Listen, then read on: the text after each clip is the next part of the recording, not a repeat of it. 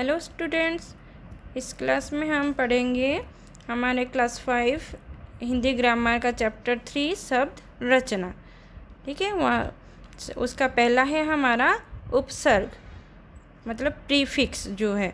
उपसर्ग का मतलब है जो शब्दांश उस शब्द के शुरू में जो लगता है और एक नया अर्थ देता है उसको उपसर्ग कहते हैं।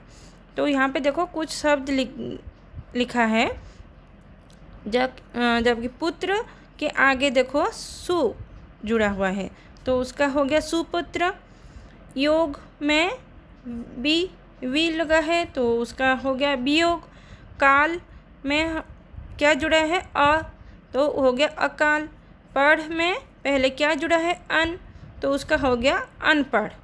तो देखो इसका है पुत्र में सु, काल में फिर क्या है योग में भी और पढ़ में अन, पहले जुड़कर एक नया शब्द बन गया है। ठीक है, तो सु बी और अन क्या है उसका कोई अर्थ नहीं है क्योंकि ये शब्दांश हैं, लेकिन शब्द के में जुड़कर ये शब्द को एक नया अर्थ देते हैं तो उन्हें कहते हैं उपसर्ग। ठीक है, तो यहाँ देखो यहाँ पे कुछ शब्दांश शब्द के शुरू में जुड़कर उसको नया अर्थ देते हैं। इस तरह के शब्दांश को उपसर्ग कहते हैं। देखो यहाँ पे कुछ उपसर्ग इस प्रकार हैं, जैसे कि अ दिया है उसका अर्थ है निषेध। उदाहरण के लिए दिया है अकाल, अभाव, अछूत, अथाह। अध उपसर्ग में मतलब है उसका अर्थ है आधा। अध जला, अध खिला, अध कचरा। अन उपसर्ग उसका अर्थ है अभाव। उदाहरण दिया है देखो अनहोनी, अनपढ़, अनजान, अनंत। उपसर्ग में उसका अर्थ है उप का अर्थ है छोटा। तो उदाहरण दिया है उपवन, उपनाम, उपमंत्री, उपग्रह। कु उपसर्ग का अर्थ है बुरा, जैसे कि कुपुत्र, कुयोग, कुपात्र, कुख्यात। प्र उपसर्ग का अर्थ है अधिक। उदाहरण दिया है प्रबल, प्रयोग, प्रलय, प्रसिद्ध। बी का अर्थ है विशेष अथवा अलगाव। उदाहरण दिया है विनय, विदेश, विकार, विपक्ष, विमल, विक्रय। स उपसर्ग का अर्थ है अच्छा, सहित। उदाहरण दिया है सपूत, सजल, सजीव, सहित। सु उपसर्ग का अर्थ है श्रेष्ठ, अच्छा। उदाहरण सुपात, सुपुत्र, सुशील, सुगम।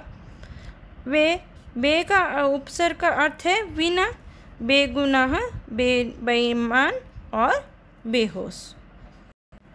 नेक्स्ट है हमारा देखो प्रत्यय, मतलब जो सफिक्स। तो पहले जो हम पढ़े थे वो है उपसर्ग जो पहले आता है।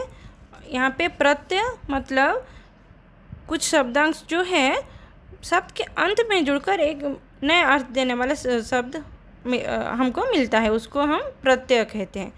जहाँ देखो यहाँ पे सुंदर, उसको हम ता से जुड़ेंगे। ठीक है, तो क्या हो जाएगा सुंदरता। बैठ को ई से जुड़ने से क्या होगा बैठी। सो ना में जुड़ने से सोना। पढ़ कर से जुड़ने से उसका हो गया पढ़कर। तो इसमें देखो ये जो है सुंदर में ता, सो में ना, फिर में बैठ में ई, पढ़ में कर, ये अंत में जुड़े एक नया शब्द बन गया। तो इसमें क्या है ता, ना, ई, कर का अपने आप में कोई अर्थ नहीं है क्योंकि ये भी उपसर्ग की तरह शब्दांश हैं, लेकिन ये क्या है ये शब्द के अंत में जुड़कर एक नया अर्थ देते हैं तो इन्हें प्रत्यय कहते हैं। तो कुछ शब्दांश शब्द के अंत में जुड़कर उसको नया अर्थ देते हैं, इस तरह के शब्दांश को प्रत्यय कहते हैं।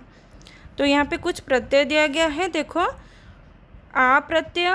उदाहरण दिया है सुखा, भूला, देखा, सोचा। ई प्रत्यय का खुशी, बोली, गुड़ की। कर प्रत्यय का देखकर, उठकर, पढ़कर। ना प्रत्यय का सोना, जागना, उठना।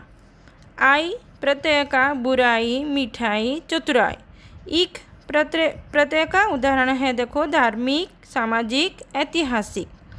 कार का उदाहरण क्या होगा? कलाकार, चित्रकार, साहित्यकार। ईला प्रत्यय का बर्फीला, रसीला, गर्वीला। पन का बचपन, लड़कपन, अपनापन। वान का गाड़ीवान, कोचवान, धनवान। लू का क्या होगा? दयालु, कृपालु और श्रद्धालु। तो यहाँ पे देखो कुछ और शब्द देखो क्या है?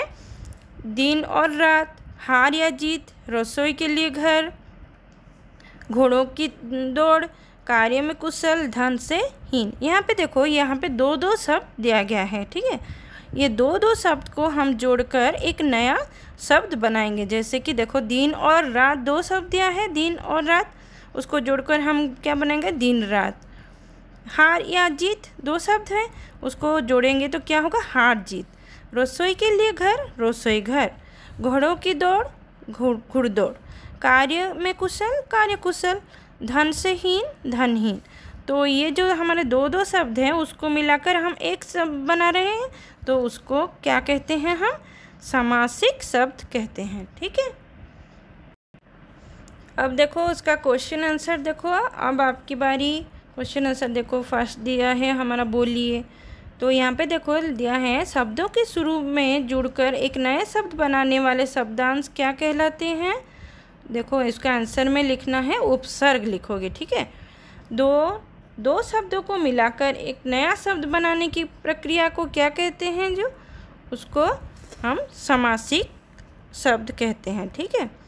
फिर है लिखिए। देखो यहाँ पे उपसर्ग और प्रत्यय वाले शब्दों को अलग अलग लिखिए। तो यहाँ पे दिया है देखो सकुशल, सुरीला, मिठाई, सजल, देखकर, बेगुनाह, विक्रय, चित्रकार, ठीक है। उसको उपसर्ग में देखो यहाँ पे लिखो सकुशल, सजल, बेगुनाह, विक्रय। और प्रत्यय में लिखो सुरीला, मिठाई, देखकर, चित्रकार, ठीक है। नंबर 2, शब्दों में जुड़े उपसर्ग या प्रत्यय पहचान कर लिखो। यहाँ पे देखो असत्य दिया हुआ है यहाँ पे, तो उसका जो है उपसर्ग दिया है देखो अ, ठीक है। सपूत का उपसर्ग स, नादान का ना, चमकदार का है, यहाँ पे प्रत्यय दिया है दार। टहलना ना प्रत्यय, दयालु का प्रत्यय लू। फिर देखो नंबर 3, उपसर्ग या प्रत्यय लगाकर नए शब्द बनाइए। यहाँ पे दिया हुआ है एक देखो उप प्लस कार, उपकार दिया हुआ है, तो यहाँ पे तुमको ऐसे ही करना है। तो सेकंड का करो उपभाव, उपभाव, उपवन, उपवन, ठीक है। यहाँ पे प्रत्यय लगा हुआ है देखो धन, उसमें जुड़ा हुआ है वन, धनवान। अपना प्रत्यय होगा पन, अपनापन। सफल प्रत्यय होगा ता, तो सफलता, ठीक है। 4 नंबर, दिए गए शब्द समूहों के लिए सामासिक शब्द लिखिए। पाठ के लिए शाला क्या होगा? पाठशाला। देश और विदेश, देश विदेश। गंगा का तट, गंगा तट। कार्य में कुशल, कार्य कुशल, हो गया। फिर देखो इन चित्रों के नाम लिखकर उनसे उपसर्ग या प्रत्यय लगाकर अलग कीजिए। तो ये देखो उपहार का है हमारा उपसर्ग है उप, मिठाई का प्रत्यय है ई, चित्रकार का प्रत्यय होगा कार, कार का प्रत्यय, ठीक है। फिर दिया है अपनी कक्षा में के बच्चों के नामों की सूची बताइए और देखिए कि उनके नामों में कौन कौन से उपसर्ग या प्रत्यय आए हैं।